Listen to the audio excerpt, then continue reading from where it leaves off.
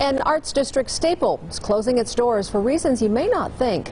Martin's Mart thrift shop on Main Street near Charleston has actually been a part of that Las Vegas community since the 80s. But Madison Kimbrough explains why volunteers are now heartbroken over the fact that they aren't going to be able to stay open much longer. Madison? Yeah, I've covered several stories in this area, many of which have to deal with the expansion of the Arts District. But here at Martin's Mart thrift shop, as you can see, they are having to close their doors due to high rent prices and lack of support.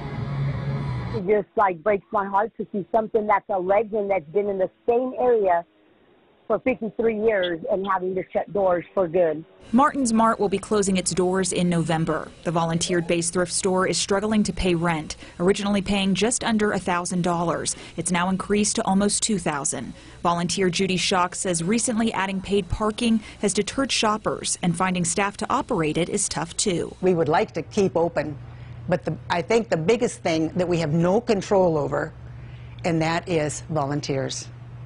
You can't make someone volunteer. Many former volunteers who grew up going to the shop now have had to take a step back after the pandemic, having to provide a steady income for themselves and not being able to volunteer their time, like Miles Hoffman. At 15 years old, I would ride my bike around the area, and I came up here. I want to do whatever I can to help save it, move it, what have you, whatever we can do.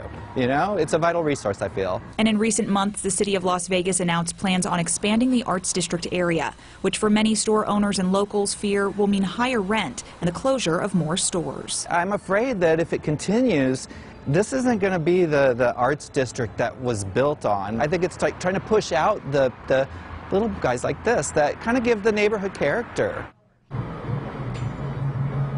A GoFundMe has been created to help Martin's Mart with rent fees in hopes that they won't have to close down. As of now, they are open 3 days a week, and we'll have a link to that GoFundMe page up on our website at 8newsnow.com. Reporting live in the Arts District, Madison Kimbrough, 8 News Now.